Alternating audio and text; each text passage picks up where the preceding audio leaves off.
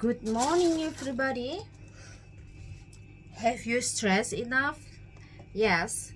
In Hong Kong, working in Hong Kong is much more stressful than other country maybe, but I think it's not every country have the stress itself. But when you are living in Hong Kong, that you feel the stress and the pressure is there. First of all, every morning we have to rush up, rush hour. Every morning when they are going to work, have to rush to catch up with the bus, catch up with the transportation. Even in Hong Kong itself, the transportation is very convenient, but still it's give us a stress. The workload, the working hour, and the transportation, whatever is it, still make us very stressed. Beside that, maybe some of the employer having a kids, which is the kids is not easy to handle, this give us even more stress. Every morning have to wake them up. So difficult to wake them up is because they are not get to used to wake up early morning. Still again has to make them take a breakfast. Sometimes they still feeling sleepy, they would like to have a nap and while they are eating. But it is a life when we are working in Hong Kong taking care of kids. But other than that, how about taking care of elderly? Is it no stress? It's the same. Living in Hong Kong is more, the stress is higher than others. Why? Yeah, because Hong Kong is, the pressure is no joke. Even some of the employer may be having the income, stable income or unstable income, but need to be survived. In Hong Kong, without the stable income, you can't survive because everything need to pay the tax. Yeah, some of the employer they were thinking that should I hire a helper? Why should I hire a helper? Because if there is no helpers, no one could do the household chores. Again, they are not say that being lazy or not willing to do so, but it's already tired. They already get tired from the office. They already get tired to deal with the working environment, deal with all the staff, the working staff, and then sometimes they go back, has to be on call. So this one make them more stressful than everything. So when they come back, they probably would like to take a rest. That's why they have to hire a helper. Even maybe some of the employer, there is no kids, no elderly, but they would like to enjoy their life. They would like to enjoy their own time, so they still need to hire helpers. It's not being lazy or whatever, but I believe because in Hong Kong, there is a lot of things that make them much more stressed. And especially these 3 years was a pandemic that's make them not easy to move, and then make them even the social distancing with the issue, that kind of a quarantine issue and whatever, make them much more stressed. Yeah, this is living in Hong Kong. So if out there some people moving from the country, from the other country, that you are having a simple living and then suddenly you came to Hong Kong, that's something like traffic jam for you and for anyone, because the working environment, the place environment itself, maybe if you could not manage it, you will get depressed easily. So that is normal if for the some of the helpers having that kind of problem to cope up with the job, to cope up with the situation, especially maybe some of them that is a newcomer, so they feel very stressed, and some of them even saying that I can't take it anymore. And again, some of the employer, they try to throw everything to the helpers. This is much more difficult for us to avoid it because we are living together. Because what they thought, most of the employers, some of the employers, they thought that you knew everything, including knew how to read your mind. Again, please, come on. Employer also human.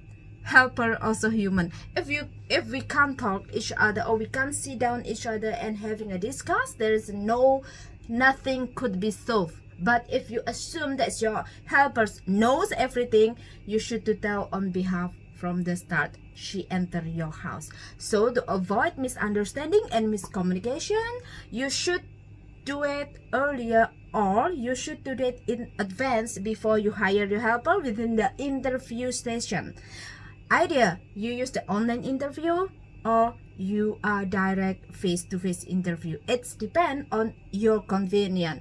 Nowadays the technology is much more convenient. When you are going to hire someone else, you got a probably got the online website to get the helper's resume and got the helper's bio, and then after you can call them FaceTime. After a while, maybe when maybe she's in Hong Kong or local, you can meet them at some place and then try to come up to your house and ask her to come up to your house to take a look whether she's convenient to work for you or she's not. That's depend on her. You also not impossible to force her has to work for you, because both are the same. Employer also need a helper. What kind of criteria of your helper? You are the one who knows. The same, if you think that day that your helpers could do the main job, what kind of the main job she has to do, you have to explain also. Please avoid that kind of misunderstanding, miscommunication, especially what kind of dialect you are using the communication in your house. You have to let her know in advance. If you choose your helper know how to speak Mandarin, you have to find the person that's whoever work in Singapore or Taiwan, but mostly in Taiwan. But if you choose the fresh one, totally fresh one, you should to know the risk, that you should to know the consequences, that maybe your helper's not gonna to know how to speak well in English or Cantonese, but they still willing to learn. You have to guide them. This is the tips for some of the employer, like that day the news that was in air in some of the television news, that these helpers could not speak well, even can't do the work well. It's not they not be able to do the work or they can't work. No, but how are you going to make the working convenient and the working relationship that's making going to work? So both of you have to get the communication well, and both of you should to understand each other with discussing the method. This is about the discussing issue. Every time it's only about discussing issue. It's not the method that says she could speak or she could not speak. No, but how are you going to choose your helper? That's beyond on your choice and beyond on your standard.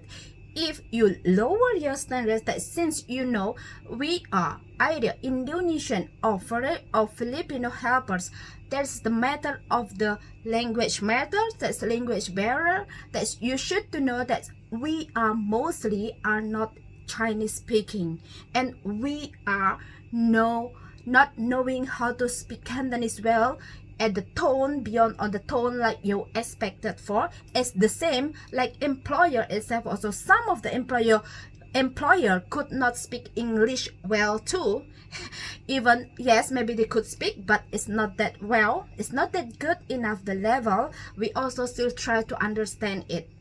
So please, language barrier is need to be clear up with the discussing method. So if you choose the helper fresh from the Indonesia, from their country or from overseas, their first time came or whatever, that they could not catch up with your Cantonese, you should to be slowly to teach them and guide them. It's not trying to judge them. Oh, you don't know how to work. Oh, you don't know how to speak. How could you say that when your bio and your video you know how to speak? You should to know when you watch the video that can tell what kind of person she is. That's how the way she speak well. But again, when you are living together at the same house, at the same roof, this is a different. From there, you will getting to know each other by their habits, their character, and their personality. Beyond you are living together, beyond the discussing method. This is we are focusing about the solving problem. It's not focusing on the problem. Okay, so thank you for subscribe and your time to watch my video. Bye bye.